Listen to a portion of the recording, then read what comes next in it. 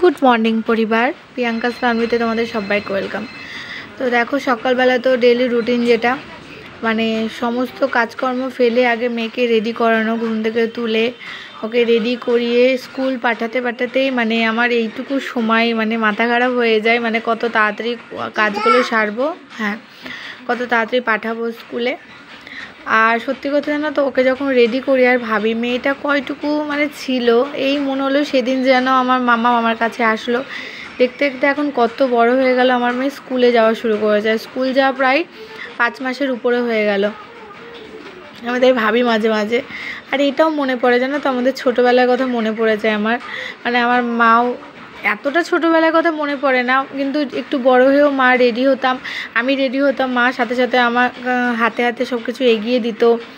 তারপর ধরো খাবার নিয়ে, সেই খাবার থালা নিয়ে পিছন পিছন ঘুরতো যে একটুখানি যাতে খাই, তারপর খেয়ে যাতে স্কুলে যাই। তো সত্যি কথা, এটা কিন্তু সত্যি কথা যে নিজের যখন বাচ্চা হয় না, সেই বাচ্চা যখন হয় সেই সময়টা কিন্তু আবার নিজের ছোটোবেলাটা ফিরে পাওয়া যায়।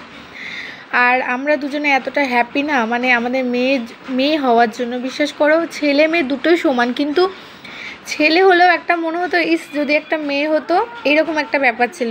কিন্তু আমাদের যেহেতু মেয়ে হয়ে গেছে, আমরা দুজন মানে এত হ্যাপি না। যখন আমার মাম্মাম পেটুতে পেটুতে ছিল তখন শুধু বলতাম যে ভগবান আমার জন্য একটা মেয়ে হয়। ওর বাবাও তাই বলতো।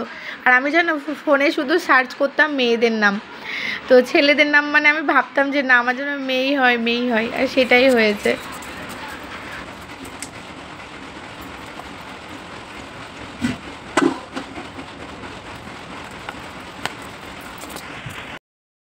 দেখো, সমস্ত কাজ কমপ্লিট। বিছানার চাদর চেঞ্জ করে দিয়েছি, গুছিয়ে দিয়েছি, সোফাটা গুছিয়ে দিয়েছি, আর জামা কাপড় তো গুছিয়ে দিয়েছি, আলনাটাও মোটামুটি একটু গুছিয়ে নিয়েছি।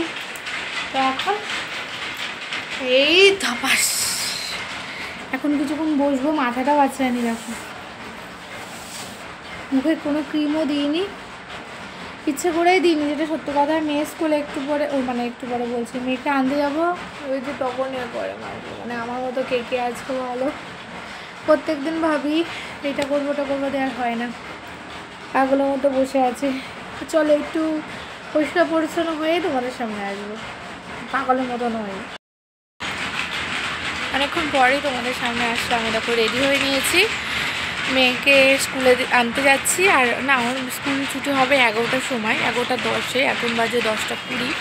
তো 1 ঘন্টার না 40, হ্যাঁ 1 ঘন্টা আগে বেরোচ্ছি।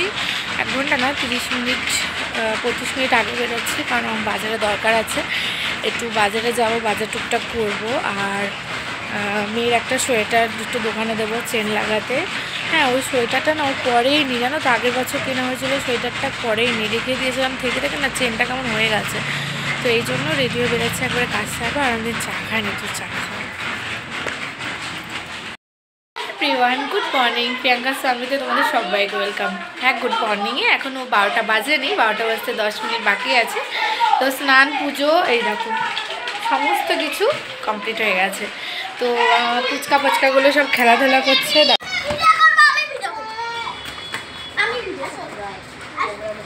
এই ভিডিওগুলো কি করিস, ছাড়িস?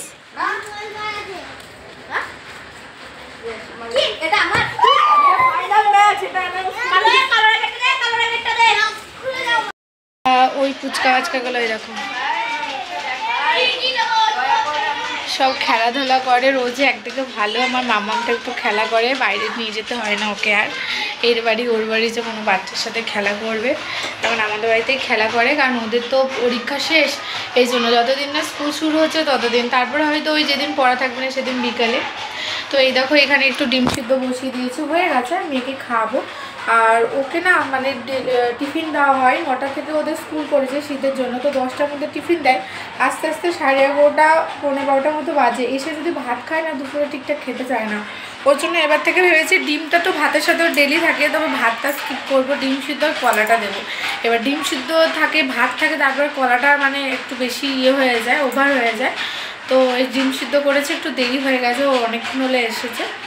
তো যাই হোক, চলো ওকে আগে খাইয়ে নিই, দিয়ে আমি তোমাদের সাথে গল্প করতে আসি। আর তার আগে আমি দেখিয়ে দিই তোমাদের সাথে যে শেয়ার করি কী কী রান্না করেছি।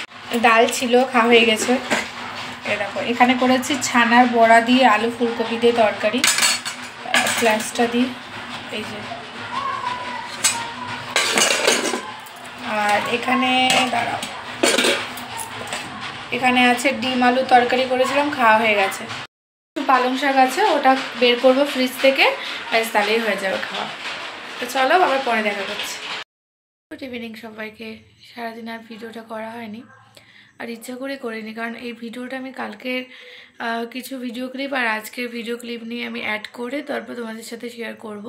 তো ভেবেছিলাম কালকে ভিডিওটা শেয়ার করব না, কিন্তু না, অনেক কষ্ট করে তো করি, এখানে ফোন রেখে ওখানে ফোন রেখে, কারণ ক্যামেরা ধরে দেওয়ার কেউ নেই, তো এই জন্য। তো আর ওই জন্য মাঝে ভিডিও শেয়ার করিনি। তো আমার বরটা এখনও বাড়ি আসেনি জানো, আজকে ভিজিট ছিল, ভিজিটে গেছিলো, তবে কাছাকাছি চলে এসেছে, আর কাটোয়াতে মনে ঢুকেও পড়েছে। তো এখন আমি একটু রেডি হয়ে নিয়েছি, মন্দিরে যাবো, আজ তো মঙ্গলবার, আজকে আমি একটু হনুমান মন্দিরে যাই, তো যাব, এই জন্য রেডি হয়ে নিয়েছি। তো এখন ওর অপেক্ষা করছি, ওর এখন কখন আসবে তাই ভাবছি। আবার গোপালকেও আমি একটু ফোন করছি যে আসলে ভালো হয়, মেয়ের কাছে একটু বসবে, মানে মামা উঠে গেছে, ওকে আমি ঠান্ডায় বের করতে চাইছিলাম না, এই জন্য। আবার রেডি করো, আবার ওকে নিয়ে, মানে এই সামান্য এখান থেকে এইটুকুর জন্য আমি একাই হেঁটে হেঁটে চলে যাবো আমাদের পাড়াতেই, তো এই জন্য তখন বসে আছি। তো হট করে মনে পড়লো যে চলো, ভিডিওটাতেও করাই হচ্ছে না, এবার শুরু করি। তো এই দেখো জামা কাপড় দেখেছো সব, এখানে কিন্তু প্রচুর আছে, ভিতরে অনেক কটা জামা আছে।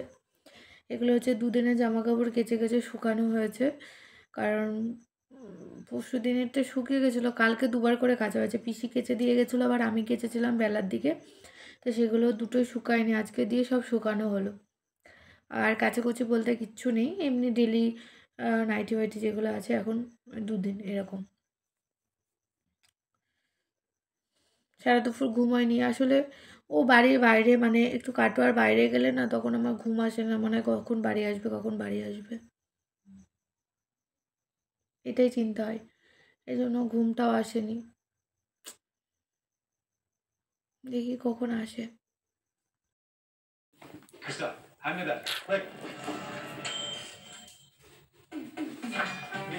তো বন্ধুরা গুড নাইট সবাইকে। তো দেখো আমি শুয়ে শুয়ে টিভি দেখছিলাম, তো ভাবলাম চলো ভিডিওটা শেষ করে। আর বাড়ির ঘরের অবস্থা দেখছো, মানে আমার মেয়ের কাণ্ড, তো আমি দুবার পরিষ্কার করেছি, তারপর আবার করেছে, মানে ভাবো কি অবস্থাটা। তো বাই বাই।